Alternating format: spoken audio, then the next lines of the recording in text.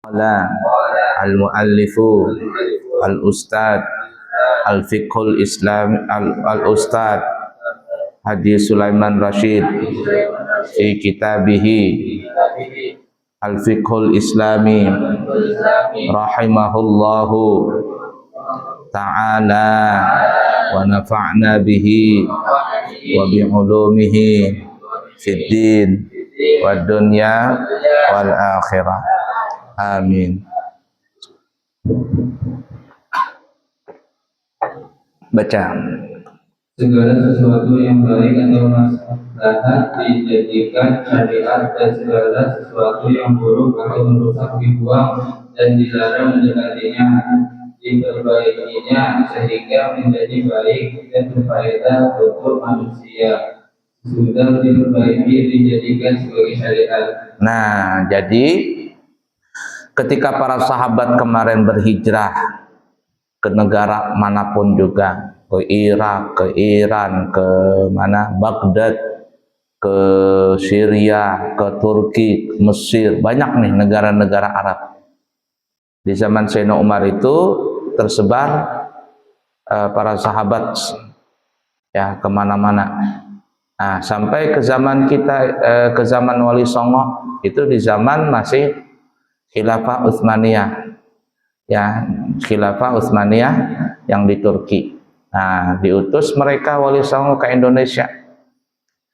Mereka datang ke Indonesia, apa yang adat yang sesuai dengan syariat, yang adat yang baik dan atau adat yang ada maslahatnya itu dijadikan syariat. Alias selama tidak bertentangan dengan syariat, maka adat itu bisa hukumnya sunnah, makruh, mubah, tidak ada masalah. Ya. Nah, tapi kalau seandainya itu adat tadi bisa membuat kerusakan, buruk, maka itu dilarang. Itu tahu nggak Wali Songo zaman dulu? Kenapa namanya Sunan Bonang? Karena Sunan Bonang itu berdakwah pakai satu alat musik zaman dulu namanya bonang. Bonang, alat petik begitu. Nah, akhirnya orang banyak masuk Islam. Kenapa? Supaya menarik orang, supaya orang bisa masuk Islam dengan cara seperti itu. Nah, Sunan Kalijaga berdakwah pakai wayang. Wayang itu apa namanya? Wayang kulit. Nah, zaman dulu katanya Abuya dengar itu wayang bentuknya kayak manusia. Nah, supaya masuk nih dakwah Sunan Kalijaga ke orang-orang Jawa di sana, dan supaya tidak masuk di dalam masalah model patung, kan patung itu dilarang tuh, maka dibentuklah wayang.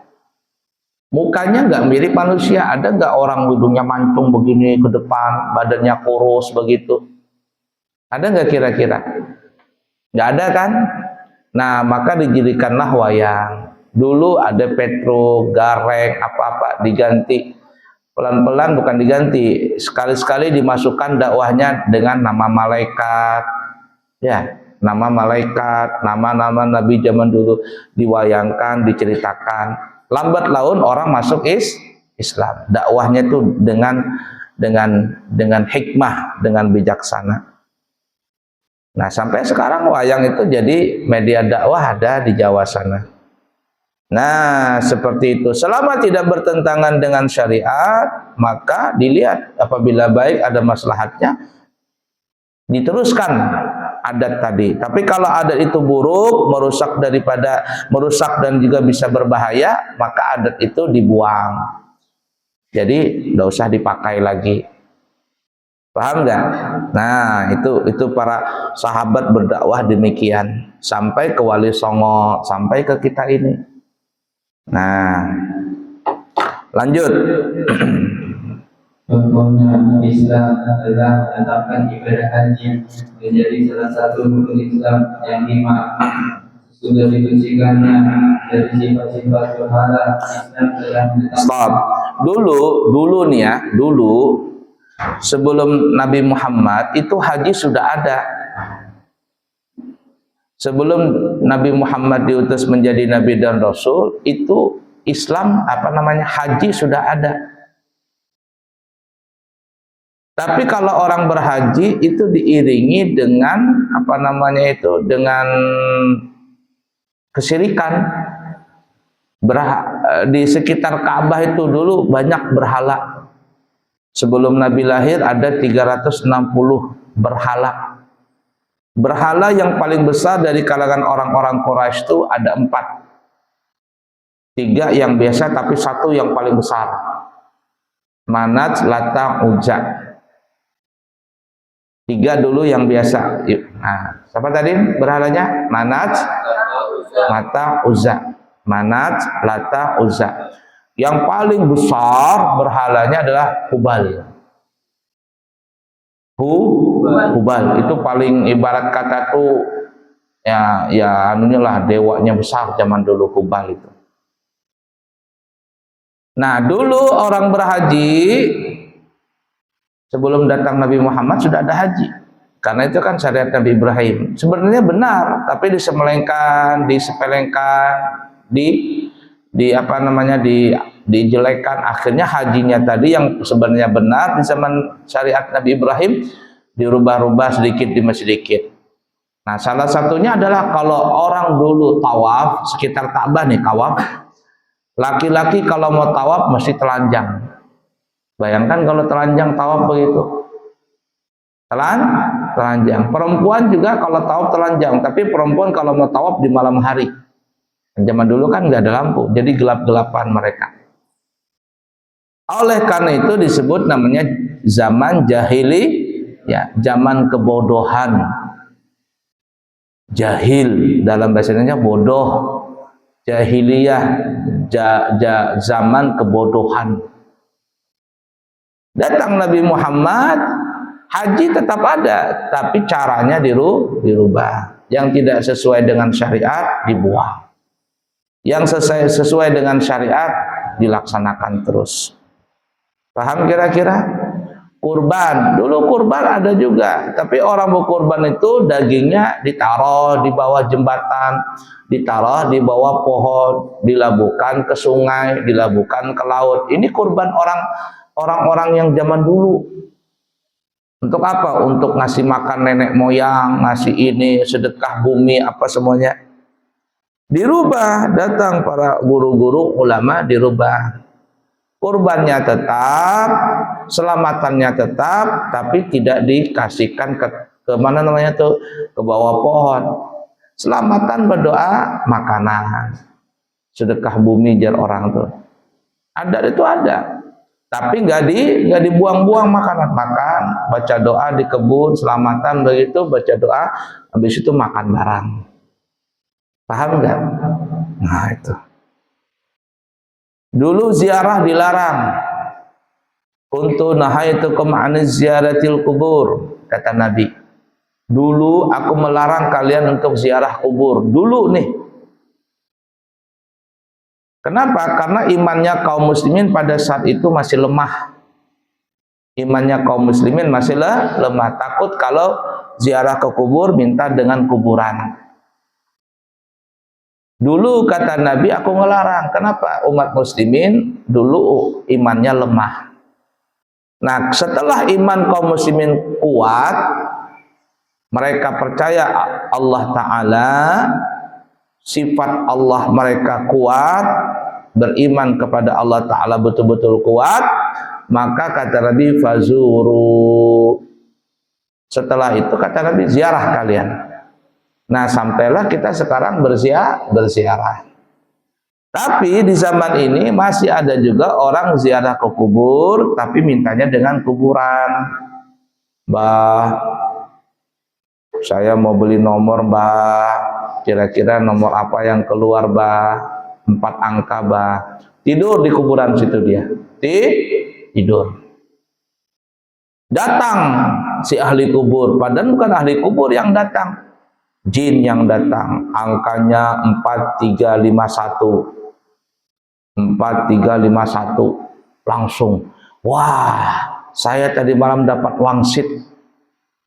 dari mbah itu. Padahal yang mati itu bukan ndak lagi datang, yang datang tuh jin. 4351.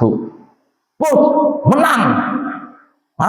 Sekalinya apa namanya itu betul dapat hadiah lotre tadi, dapat uang 300 juta langsung. Gara-gara itu datanglah orang banyak, nyembah lagi kuburan ini itu. Kenapa seperti itu? Karena tipu daya syaitan. Tipu daya syaitan. Jadi ada orang bersekutu dengan syaitan, dengan jin, itu dikabulkan sama Allah. Tapi dikabulkannya itu bukan rahmat, melainkan istidrat. Tahu istidrat? Istidrat, tahu istidrat? Itu ada sapi tuh, sapi kurus atau kambing kurus. 2 bulan dikasih makan, disuntik vitamin, digemukin, gemuk kambing tadi. Sapi tadi gemuk, dikasih makan supaya cepat gemuk, dikasih ampas tahu. Dikasih ini supaya gemuk. Setelah gemuk pas hari raya Idul Adha, diapain tuh sapi tadi, kambing tadi? Dipotong. Nah, begitu juga orang yang bersekutu dengan jin, bersekutu dengan syaitan, itu sebenarnya hakikatnya Allah yang membiarkan. Kata Allah, silakan saja. Tapi Allah mengizinkan tadi itu bukan dengan rahmatnya, tapi dengan murkanya. Dengan murkanya. Kata Allah, biarkan saja. Tapi lihat nanti, awas. Di akhirat disiksa di alam kubur. Nah kayak mamamu umpama, kamu masih kecil, ada hujan situ. Kata mama, ayo main sana, main hujan, main, silakan main hujan, ayo main. Berani nggak disuruh sama mama main hujan? Kata mama, main saja hujan. Tapi mamamu main, saya sudah main, sana main. Anak tadi mucil, main dia, dikelepek sama mamanya pakai rotan. Nah itu tuh sama Allah Ta'ala. Kata Allah, ya sana, ayo. Diizinkan, tapi hati. Ya enggak begitu tuh. Nah namanya istidraj. Dukun, jin itu sama itu semuanya itu. Nah, orang nikah itu jidah, kan Abuya pernah cerita di sini.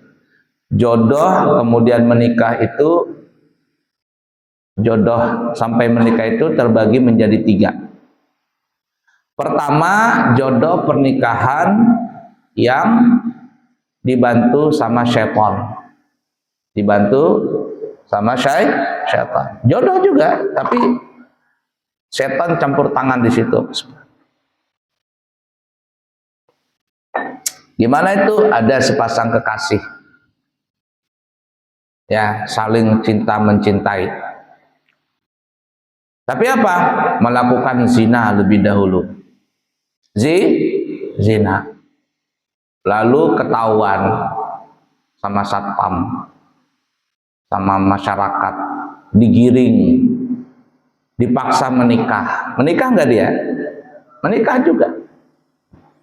Tapi ini jodoh sampai pernikahan adalah dibantu dengan syaitan. Supaya apa? Ya tadi tuh, berzina dulu. Berzina. Maka perzinahan tadi itu adalah rayuan syaitan.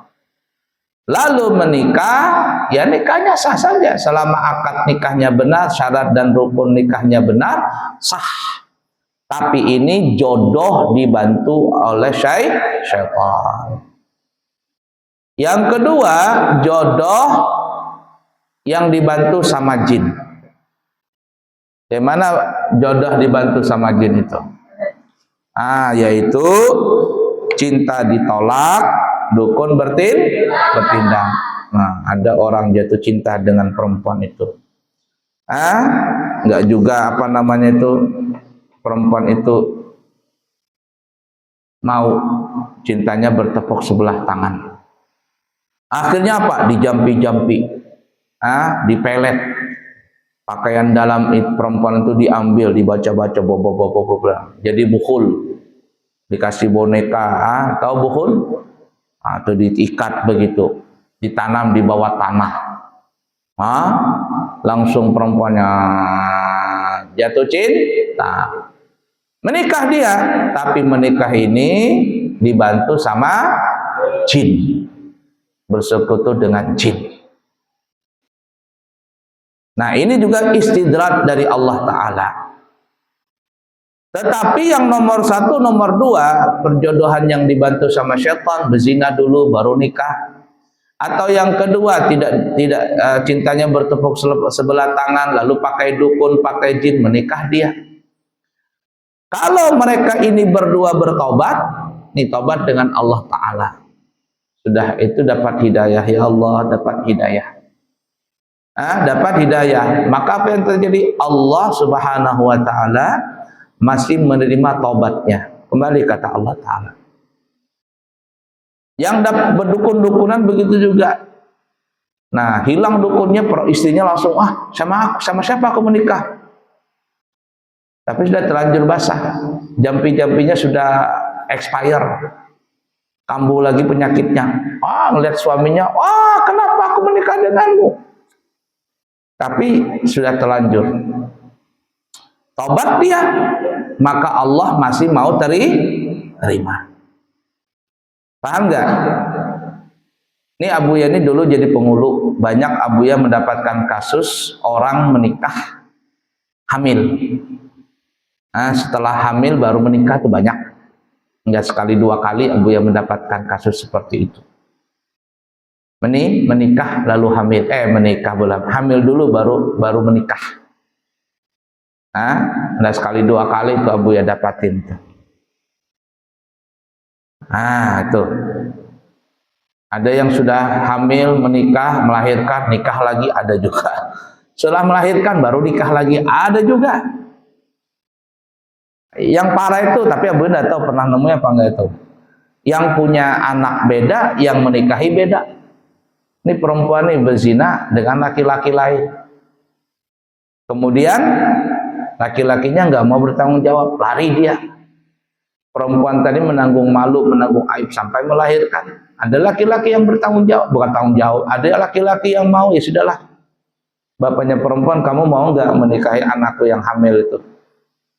Nanti saya kasih 100 juta. Kata si pemuda ini, kapan lagi punya duit 100 juta? Sudahlah, enggak apa-apa. Tapi barang bekas. Banyak begitu juga. Sampai dibikin film begitu, itu berarti ada kasusnya. Yang mencangkul lain, yang punya bibit lain, yang memanen lain. Paham nggak maksudnya? Kalau gini Abuya belum pernah dapat kasus. Tapi kalau hamil di luar nikah, ada sekali 2 kali Abuya mendapatkan kasus seperti itu. Nah, yang ketiga, perjodohan yang direstui oleh Allah Ta'ala. Nih, perhatikan kamu. Perjodohan yang direstui sama Allah. Ada seorang laki-laki melihat seorang perempuan, kayaknya cocok jadi istriku. Cocok jadi istriku katanya. Jatuh cinta si laki-laki ini. Si perempuan juga jatuh cinta. Lalu si laki-laki ini memberanikan diri. Dia bilang, aku kayaknya suka dengan kamu. Kata si perempuan, kalau abang suka denganku, kalau abang kepingin aku jadi istrimu, datangi orang tuaku. Jangan berani di mulut. Oke, kata laki-laki tadi. Nah, itu gentleman namanya. Jangan cemen, apalagi no comment, cuman merayu aja bisa. Merayu perempuan ini itu bisa, duit gak punya. Kerja enggak, jelek, bau, hitam, hidup lagi. Ngerayu aja bisa. Itu namanya cemen, no comment laki-laki seperti itu. Nah, tapi kalau si perempuan tadi bilang, kalau abang suka denganku, datangin orang tuaku. Oke, katanya. Datanglah si laki-laki tadi. Ditanya sama bapak perempuan, ada apa kesini? Mohon maaf bapak, saya ini melihat anak bapak Yang mana itu? Yang cewek. Siapa namanya? Si Anu. Oh iya. Kenapa, Mak? Kenapa, Mas? Saya kayaknya jatuh cinta dengan anak Bapak. Oh, biasa. Jatuh cinta itu adalah rahmat dari Allah. Jatuh cinta itu nggak salah. Yang salah itu kalau menyalahgunakan cinta tadi sampai berbuat zina. Oh iya. Terus apa datang ke sini? Saya ini Pak memberanikan diri untuk melamar anak Bapak. Oh iya. Kamu kerja enggak? Alhamdulillah baru lulus Pak. Sekarang baru ngelamar. Oh, kamu punya apa? Saya nggak punya mobil, nggak punya apa-apa, cuman punya motor aja, itu pun masih kredit. Oh iya. Tapi alhamdulillah saya pekerja keras. Baik. Kamu sholat 5 waktu enggak? Sholat Pak, alhamdulillah. Jadi kamu nggak punya apa-apa? Nggak punya Pak. Tapi saya punya lebih daripada dunia dan segala isinya. Apa itu? Saya tidak pernah meninggalkan salat 2 rakaat fajar. Oh, maksudnya gimana? Karena Nabi mengatakan rakaatanil fajri khairum minad dunya wa ma fiha. 2 rakaat fajar lebih baik daripada dunia dan segala isinya. Malah diceramahin bapak mertuanya ini. Nah, ini kamu mau ngelamar atau mau ceramah ini? Emangnya aku nggak sholat sunat fajar, kata bapaknya. Nah, ini pede, itu namanya laki-laki, itu namanya superman, gentleman. Apalagi jangan jadi cemen, apalagi no comment. Apa laki-laki begitu? Senyum-senyum Abdul Hakim. Ya, la ilaha illallah. Ya sudahlah, kata bapaknya, rezeki nanti bisa dicari bersama-sama. Yang penting kamu sholat. Bisa baca kitab Pak? Bisa. Kitab apa kamu pernah belajar? Ini Pak, piagam saya. Tangga ibadah, senjata mukmin. Andalannya dia. Hafalan saya Pak 5 juz nih. Nih piagam saya. Oh, coba baca. Bismillahirrahmanirrahim. Nah, apa ini? Katanya 5 juz, baca bismillah aja salah. Coba sholat, Allahu Akbar. Apa ini, kata bapaknya? Baca Allah saja salah. Anu Pak, waktu belajar itu saya sering tidur katanya. Nah itu. Ya sudah, belajar dulu. 1 bulan saya kasih waktu. Kalau nggak bisa, nggak lulus.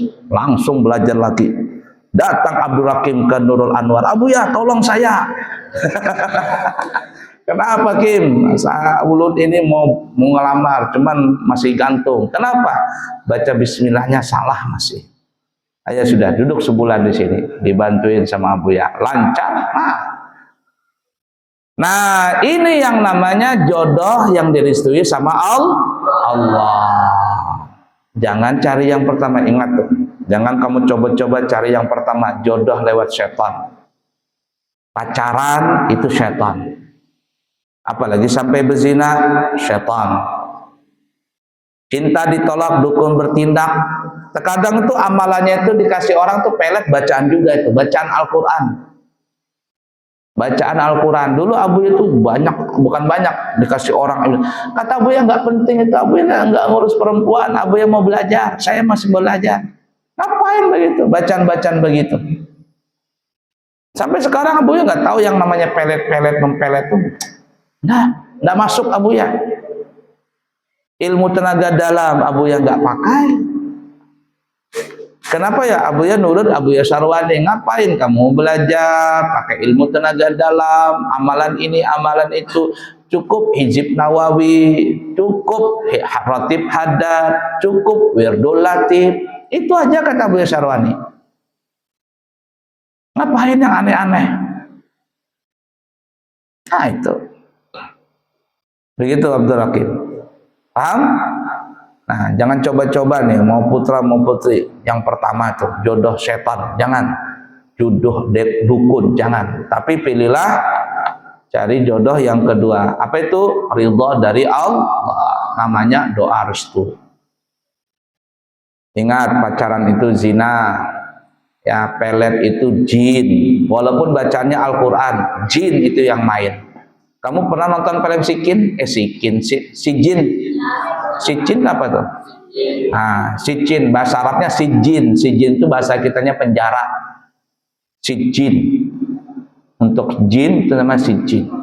Itu waktu yang dia cintanya ditolak perempuan itu sama laki-laki itu. Dukunnya apa? Baca Al-Quran juga.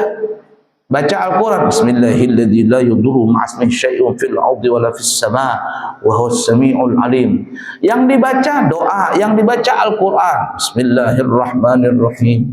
Qul a'udzu birabbil falaq. Tapi dia menghina. Al-Quran itu ya, kalau kamu baca nih ya, kamu baca tapi kamu hinakan, itu jinnya kuat. Jinnya kuat di situ.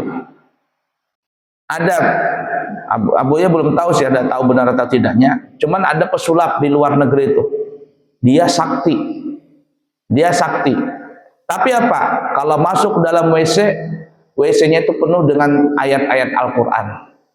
Kenapa? Semakin dia menghina Al-Quran, semakin kuat jinnya. Tapi tadi ingat, itu namanya tidraj. Kata mamu, mandi hujan, ayo mandi sana, mandi. Mandi, kata mamamu. Silakan mandi sana, berlumpur sekalian. Ah, nih. Lari dia, pulang, plak, bengkak kakinya. Artinya kata Allah, ya silakan. Kamu mau pakai jin silakan, pakai setan silakan. Tapi ingat di akhirat kamu selama-lamanya. Pilih yang mana kamu?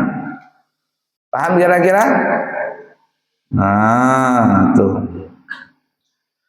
Nah, jadi haji itu ada. Zaman dulu yang jelek-jelek dibuang, yang baik-baik dipertahankan. Ayo lanjut, baca, habiskan. Islam telah menetapkan hukum perkawinan, perceraian, hukum jual beli, dan beberapa urusan amalan setelah diatur dan diperbaiki menurut kemaslahatan. Jadi dalam Islam itu ada pernikahan, ada perceraian, ada. Ingat ya, tadi Abuya belum tuntas nih. Yang jodoh tadi direstui oleh Allah Ta'ala, tapi dalam pernikahan itu terkadang bisa goncang. Bisa goncang. 10 tahun pertama dalam pernikahan itu berat itu. 10 tahun kedua lebih berat. Tapi kalau bisa bertahan 10 tahun ketiga aman dia. Kenapa bisa goncang dalam pernikahan itu nih? Berapa banyak kamu yang punya orang tua bercerai? Abuya tidak sebutin, tahu-tahu aja sudah. Kenapa? Karena di dalam pernikahan itu ada satu syaitan yang suka mengganggu rumah tangga, namanya hafal dia. Sampai dibikin film, Dasim itu ada dibikin film. Ada Dasim. Jangan kamu kasih nama-nama anakmu nanti. Siapa namanya? Muhammad Dasim katanya. Oh. Namanya Dasim. Syaitan itu ngelihat istri sendiri jelek, ngelihat istri orang cantik. Ya, ada nggak begitu? Ngelihat suami sendiri jelek, ngelihat suami orang ganteng. Itu Dasim bermain tuh. Yang paling banyak digoda perempuan, istri itu. Istri. Nah itu, makanya lihat di pengadilan agama tuh, siapa yang paling banyak menggugat cerai? Perempuan. Yang paling banyak menggugat perceraian itu perempuan. Macam-macam kasusnya. Macam-macam. Dasim tadi itu, dia gak suka dia melihat rumah tangga orang tenang. Syaitan itu tugasnya banyak. Ada tugas ini, tugas itu, di pasar ada, di masjid ada, di pengajian ini.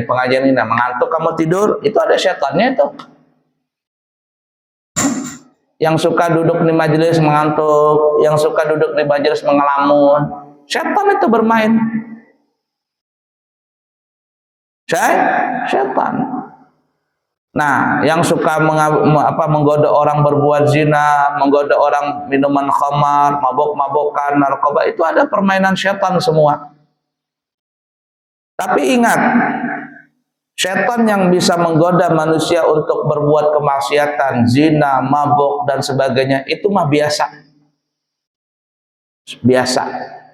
Artinya kalau ada di satu setan bisa menggoda orang sampai berbuat zina, teman-temannya yang lain itu ngelihat keberhasilan setan ini menggoda orang tadi berzina, mabuk dan sebagainya, ya biasa-biasa saja. Apa hari ini kamu bisa apa? Oh, hari ini aku bisa menjerumuskan manusia berbuat zina. Oh, iya.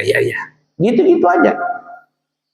Apa hari ini kamu berhasil apa? Hari ini aku bisa menggoda si fulan itu mabok-mabokan. Oh, iya. Apa kamu sekarang ini? Wah, saya baru bisa menggoda orang berbuat judi, main judi. Oh, iya.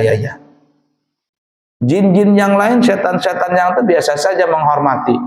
Tapi kalau ada satu jin yang bisa menggoda rumah tangga orang sampai bercerai, itu baru hebat. Apa kamu hari ini? Wah, hari ini saya baru bisa menjerumuskan suami istri itu bercerai. Sah bercerai di pengadilan. Apa setan-setan yang lain? Nah, 2 jempol, kalau bisa 4 jempol semuanya setan-setan tuh.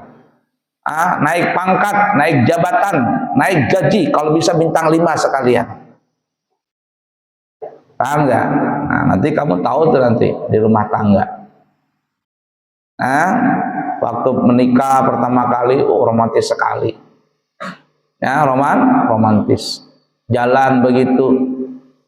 Jalan tiba-tiba istrinya nubruk tiang listrik. Ada apa sayang? Ada apa? Beb, ada apa, Beb? Wah, bengkak. Suaminya bilang, "Siapa sih yang taruh tiang listrik di sini?" Salah tahu di sini, taruh tiang listrik di sini. Itu setahun, dapat 5 tahun, 6 tahun, 7 tahun, jalan yang sama, besok-besok jalan yang sama, nubruk lagi istrinya. Tepang, benjol lagi. Apa kata suaminya? Sudah 2 kali loh kamu nubruk ini, ditaruh di mana matamu itu? Beda sudah bicaranya. Taruh di mana mata itu? Bisanya tiang listrik gedenya ditabrak itu loh.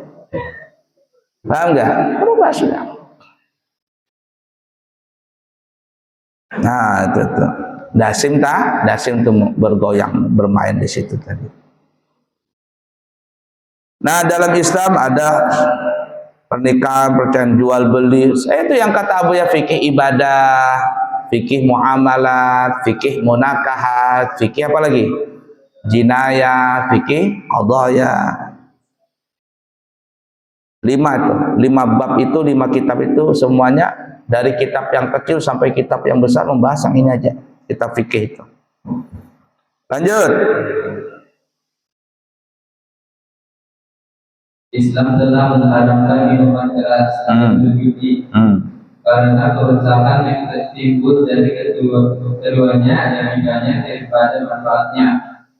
Islam pun telah memberikan beberapa hak bagi perempuan yang pada waktu sebelum Islam zaman jahiliyah tidak ada. Nah, dulu perempuan sebelum Islam datang, perempuan itu dianggap hina, perempuan itu dianggap biasa. Bahkan hanya sebagai boneka saja, boneka bagi laki-laki. Tapi Islam datang, harkat martabat perempuan diangkat. Harkat martabat perempuan diangkat, mendapatkan warisan, mendapatkan hak dan kewajiban di dalam pernikahan. Dulu perempuan itu dianggap boneka, biasa begitu. Hina perempuan zaman dulu. Zaman dulu raja-raja punya istri sampai 100, 200 itu. Zaman dulu raja-raja itu. Namanya dalam dahulu namanya jariyah. Kalau orang Indonesia namanya apa? Gendik apa namanya itu? Film zaman dulu. Gendik, apa itu ya, istilahnya itulah. Datang Islam, dimuliakan perempuan, dinikahi betul-betul, dinafkahi, dihormati. Zaman dulu perempuan tuh pakaiannya nggak karuan. Datang Islam ditutup, dijaga. Ada seseorang non-muslim bertanya kepada seorang kiai, kenapa sih perempuan orang Islam itu tidak boleh berjabat tangan dengan laki-laki yang bukan keluarganya? Kiai ini bilang, Kamu pernah ke Roma? Belum pernah, tapi tahu Roma? Tahu. Ada Ratu Elizabeth? Iya, ada Ratu Elizabeth. Kira-kira Ratu Elizabeth boleh nggak berjabat tangan dengan kamu? Nggak bisa katanya. Lah kenapa? Saya kan orang biasa. Ratu Elizabeth kan ratu. Nah, begitulah orang Islam. Semua perempuan orang Islam itu kami anggap sebagai Ratu Elizabeth. Tidak boleh sembarangan berjabat tangan dengan laki-laki yang dia tidak kenal. Kalau kamu cuman Elizabeth saja yang tidak boleh salaman, kami dalam Islam, perempuan-perempuan kami itu bagaikan ratu. Paham nggak? Diangkat martabat perempuan. Makanya ada surah Nisa, surah perempuan. Surah Ar-Rijal ada, surah laki-laki. Nggak ada, laki-laki tidak punya surah. Perempuan punya surah. Surat dalam Al-Quran. Untuk apa? Memuliakan perempuan. Kalau Al-Quran itu menyebut nama seseorang dalam Al-Quran, berarti orang itu hebat. Paham nggak? Paham tuh? Nah, itu perempuan. Jangan kau hinakan perempuan tadi. Sudah Allah angkat derajatmu, ini tinggi perempuan. Kamu hinakan dirimu sebagai perempuan yang jahiliyah. Mau dipacari, mau diajak ke sana kemari, nanti liburan. Nah, awas kamu. Ngajak ketemuan mau juga, jahil namanya. Sudah Allah muliakan, kamu hina dirimu. Seseorang laki-laki bertanya kepada perempuan, kenapa sih perempuan muslim itu kok pakai jilbab, pakai ini, ada yang pakai cadar. Perempuan itu pun langsung mengambil permen. Dia buka permen tadi, dia lempar ke tanah. Satu di tanah, satu dibungkus, masih bagus. Kata perempuan tadi, kalau saya nyuruh kamu makan permen di antara satu yang dua ini, yang satu di tanah sudah terbuka, yang satu di masih berbungkus, kamu pilih yang mana? Ya, ya tentulah saya milih yang berbungkus. Nah, begitulah perempuan kami dalam Islam. Perempuan-perempuan yang membuka auratnya, apalagi di hadapan laki-laki yang bukan mahram, itu kayak permen tuh yang jatuh di lantai tadi, jatuh yang di tanah tadi. Bukan manusia yang makan, semut yang makan, binatang-binatang yang makan. Hina jadinya. Paham gak kira-kira? Wallahu a'lam bishawab. Sallallahu alaihi wasallam Muhammadin wa ala alihi wasallam. Walhamdulillahi rabbil alamin. Taqabbalallahu minkum.